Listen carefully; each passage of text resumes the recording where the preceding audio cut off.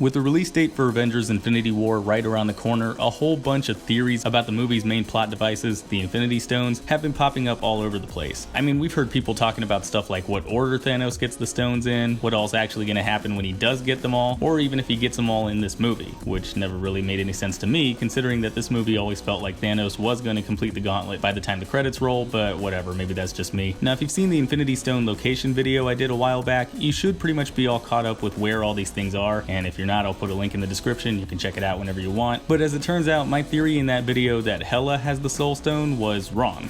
Go figure. So fine, it wasn't in Thor Ragnarok. Where is it really then? Well, nobody's entirely sure. I mean, there are some theories out there, but we'll get into that in a little bit. That having been said, there do seem to be a few pieces of evidence that, weirdly, point to Iron Man being the wielder of the Soul Stone, or at least is the one that's going to be most heavily associated with it when Infinity War pops up in theaters. For instance, this poster and a line of collectible cups both feature the Infinity Stones paired off with the characters that are most strongly associated with that stone. So, for example, we can see Doctor Strange paired off with the Time Stone in both the poster and on the respective cup. And while the cups don't completely line up with this idea, doing stuff like pairing Thanos and the Black Order with the Mind Stone, even though it's paired with Vision in the poster, we do actually see Iron Man paired off with the Soul Stone on both the poster and the cup. On top of that, we also have official confirmation from Kevin Feige that the Soul Stone is going to show up sometime in a Phase 3 film. So unless this thing retroactively appears in one of these movies, then I'm assuming that means it'll appear in Infinity War. Now, me personally, I'm thinking all this put together can't be an accident. Like, there has to be some kind of connection between Iron Man and the Soul Stone that we're going to find out about during the fight against Thanos. And honestly, as weird as it may sound, Iron Man being tied to the Soul Stone makes way more sense than some of these other theories floating around out there. Speaking of, as I mentioned in some of my other Infinity Stone videos, we know for a fact that at least two of the more popular theories about where the Soul Stone is can't be true. Like, we know the stone can't be with Heimdall because you'd think either Odin or Loki would definitely know if Heimdall was keeping one of these things on Asgard and would probably want it sent off world like a while ago. The Tesseract is already on Asgard.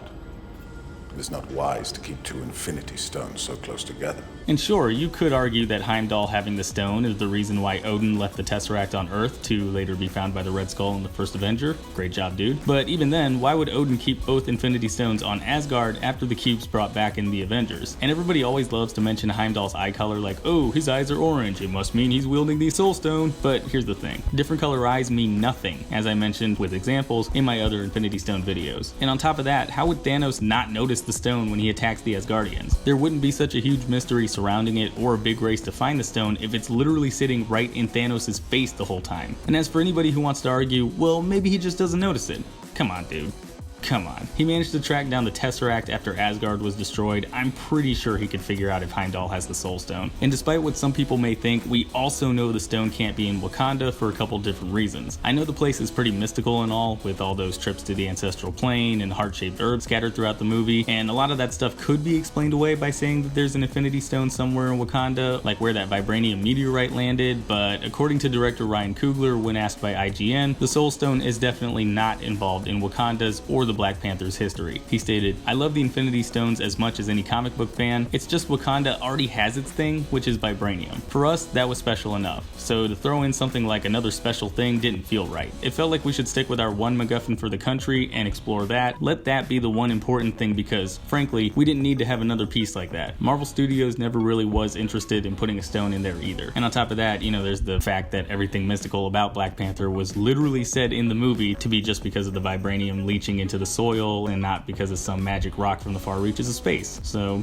you know, there's that. So, okay, the Soul Stone's not in Wakanda and it's not with the Asgardians. So where is it and how does Tony get it? Or at the very least, how is he tied to it? Well, I'm thinking that at some point during the fight on Titan, somebody winds up using time travel to pull the Soul Stone to the present, and maybe Tony ends up dying by Thanos using the Soul Stone on him. I know it sounds a little crazy, but hear me out. We know thanks to the Infinity War comic that the stone is out and about somewhere, but nobody's entirely sure where exactly it is. This kind of makes sense given that we have seen similar backstories for some of the other stones like the Ether, but then again, you'd think somebody would do a better job at keeping an eye on the one object that's apparently more dangerous than all the other ones in the set. Plus, using time travel would make getting a missing Infinity Stone way easier than actually going out and trying to track it down. Maybe Thanos already knew or figured out where the Soul Stone was in the past before it went missing, and after snatching the Time Stone, he just pulls the stone up to the present. Or maybe the heroes on Titan figure out where the stone is and they try to stop him using time travel. Either way, it's not too much of a stretch to say that that could happen, since we already know time travel is going to be involved with the movie at least a little bit.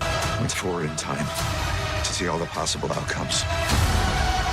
Did we win any? But assuming that's true, then wouldn't that mean that the Soul Stone's really been on Titan this whole time? I mean, I guess it makes sense. Why else would Thanos head back to the ruins of his old homeworld in the first place? Just to take in all that wonderful scenery? And as we saw in one of the TV spots during the battle in Wakanda, something that takes place after the fight on Titan, Thanos actually shows up with a nearly finished Infinity Gauntlet. Like you can see, he has the Power, Space, and Reality Stones, and I'm assuming that little bit of green right there means he also has the Time Stone. But do you see that orange one right there? I don't know about you guys, but that definitely looks like the Soul Stone to me, and that is awesome. So okay, cool, Thanos gets the Soul Stone on Titan, but then that just raises a whole new question. What was it even doing there in the first place? Well, I'm thinking maybe the stone was originally some kind of relic or something that nobody besides Thanos really gave any attention to, if it was even something the rest of the Titans knew about before their planet was messed up. Assuming really any of them did know about the Soul Stone, I can't imagine it was really anything they fully understood or was a big part of their society or anything like that, because you'd think there'd be way more records about it if that were the case. Now, what does that have to do with Tony? Well, I'm thinking these guys figure out what Thanos is after, and they try heading to Titan to keep the Mad Titan from getting to the stone first, only for Thanos to pop in, whoop some serious ass, and then just take the stone. Then, after everybody's done getting their asses kicked, Tony gets Doctor Strange to teleport everybody else to Wakanda while he stays behind to give everybody time to escape, and winds up getting his soul collected by the Soul Stone during the beatdown he gets from Thanos. I hope they remember you.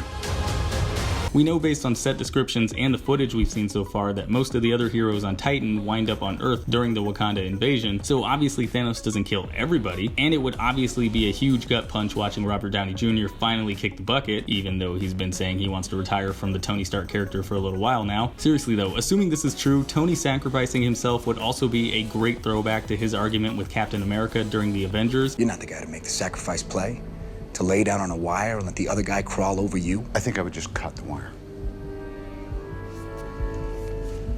Always a way out.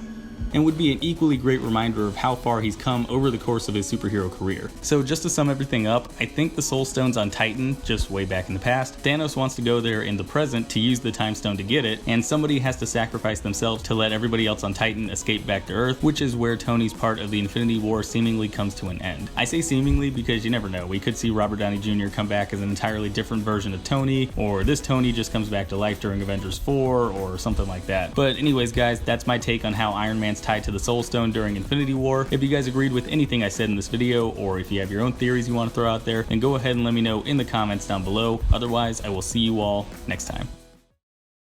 Hey, thanks for watching. If you like this video, then go ahead and click that like button, and if you're new, maybe consider clicking that subscribe button too. I've also got links to my Facebook, Twitter, Twitch, Instagram, and Patreon in the description. You should probably check those out too. And if you want to see more of my content, then you can click the link to my last video. It's right there in the middle of your screen. Alright, and I will see you all next time.